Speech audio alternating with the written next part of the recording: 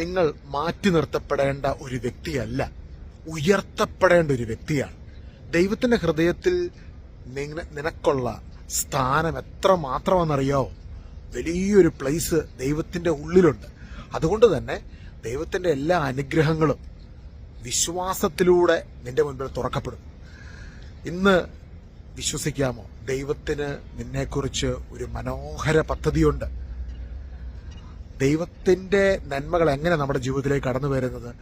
ദൈവത്തിന് നമ്മളെക്കുറിച്ചുള്ള പദ്ധതി മനോഹരമാണെന്ന് നമ്മൾ വിശ്വസിക്കണം, പോസിറ്റീവായിട്ട് വിശ്വസിക്കുക. ആ വിശ്വാസം ദൈവത്തിന്റെ നന്മകളെ നമ്മുടെ ജീവിതത്തിലേക്ക് അട്രാക്ട് ചെയ്യും. അതായത് ഒരു മാഗ്നറ്റ് പോലെ, ഒരു കാന്തം പോലെ ദൈവത്തിന്റെ അനുഗ്രഹങ്ങളെ നമ്മുടെ ജീവിതത്തിലേക്ക് കൊണ്ടുവരും. ഹെബ്രായർ 11 അധ്യായത്തിന് 1 വാക്യത്തിൽ നമ്മൾ കാണുന്നുണ്ട്, വിശ്വാസം എന്നത് പ്രത്യാശിക്കുന്നവ ലഭിക്കും എന്ന ഉറപ്പും കാണപ്പെടാത്തവ ഉണ്ട് എന്ന ബോധ്യവുമാണ്. അപ്പൊ കാണപ്പെടാത്ത ദൈവമുണ്ട്, ആ ദൈവം നിന്നെ സ്നേഹിക്കുന്നു, ആ ദൈവത്തിന്റെ ഹൃദയത്തിൽ നിനക്കൊരു വലിയ സ്ഥാനമുണ്ട്. നിന്നെ തേടി ഈ ഭൂമിയിൽ കടന്നു വന്ന് നിനക്ക് വേണ്ടി അവൻ ക്രൂശിൽ സകലതും പൂർത്തീകരിച്ചു. അത് അവന്റെ സ്നേഹത്തിന്റെ ഏറ്റവും വലിയ പ്രകടനമാണ്. വിശ്വസിക്കണം, യു ആർ ഇമ്പോർട്ടന്റ്. ഈ ഭൂമിയിൽ നീ തനിച്ചല്ലേ വന്നേ. ഇപ്പൊ ചുറ്റും കുറെ ആൾക്കാർ കാണുമായിരിക്കും അല്ലെ, നിന്നെ സപ്പോർട്ട് ചെയ്യുന്നവരും കുറ്റം കണ്ടുപിടിക്കുന്നവരും. പക്ഷെ അവരല്ല നിന്റെ ഏറ്റവും പ്രധാനപ്പെട്ടയാള്.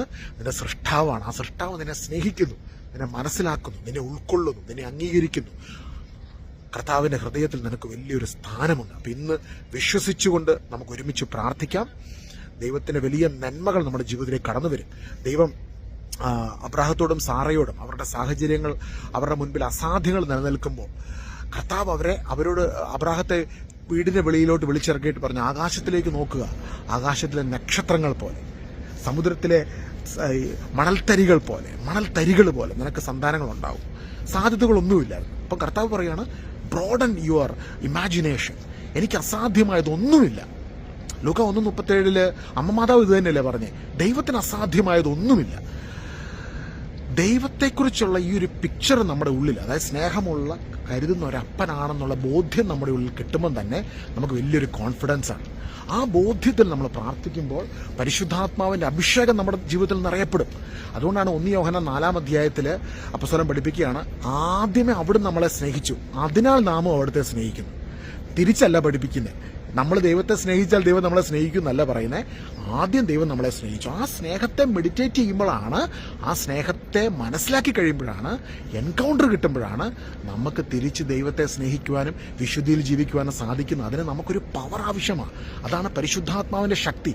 അതുകൊണ്ടല്ലേ ഈശോ പറഞ്ഞത്, നിങ്ങൾ എൻ്റെ പിതാവിന്റെ വാഗ്ദത്തമാകുന്ന പരിശുദ്ധാത്മാവിനെ ലഭിക്കുന്നത് വരെ കാത്തിരിക്കണം. ശിഷ്യന്മാരോട് പറഞ്ഞു, പരിശുദ്ധാത്മാവ് നിങ്ങളുടെ മേൽ വന്നു കഴിയുമ്പോൾ നിങ്ങൾക്ക് ശക്തി ലഭിക്കും. അതുവരെ മെഡിറ്റേറ്റ് ചെയ്യണം പിതാവിന്റെ സ്നേഹത്തെക്കുറിച്ച്, എൻ്റെ സ്നേഹത്തെക്കുറിച്ച്, ക്രൂശിൽ ഞാൻ ചെയ്ത് കഴിഞ്ഞതിനെക്കുറിച്ച്. അപ്പോൾ പരിശുദ്ധാത്മാവിന്റെ ശക്തി നിങ്ങളുടെ മേൽ വരും. കണ്ടോ, ഈ റൂട്ടാണ് ക്രിസ്തു നമുക്ക് ക്ലിയർ ആക്കി തന്നിരിക്കുന്നത്.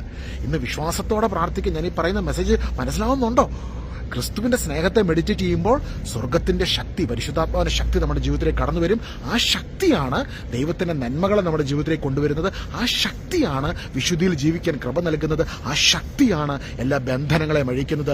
കർത്താവേ, ക്രിസ്തുനാഥ, ഇന്ന് ഈ വചന സന്ദേശം കേട്ടുകൊണ്ടിരിക്കുന്ന ഓരോ ഭവനങ്ങളിലും പരിശുദ്ധാത്മാവെ ഒരു കൊടുങ്കാറ്റ് പോലെ ആഞ്ഞടിക്കണമേ. അനേക ഭവനങ്ങളിലേക്ക് അത് വെളിപ്പെടട്ടെ, അനേക വ്യക്തി ജീവിതങ്ങളിലേക്ക് അത് വെളിപ്പെടട്ടെ. അനേകരുടെ ജീവിതത്തിൽ നിന്ന് ഇരുട്ട് വിട്ടുമാറി പ്രകാശം കടന്നു വന്ന് ഇന്ന് ദൈവിക പ്രകാശത്തിൽ അവർ ഉയർത്തെഴുന്നേൽക്കുന്ന ഒരു ദിവസമായി, സ്വർഗം അതിനെ കൺവേർട്ട് ചെയ്യുന്ന ഒരു ദിവസമായി ഇന്നത്തെ ദിവസം മാറട്ടെ. പിതാവാൻ ദൈവമേ ആരാധന, പുത്രനാമേ യേശുവേ ആരാധന, പരിശുദ്ധാത്മാവാൻ ദൈവമേ ആരാധന.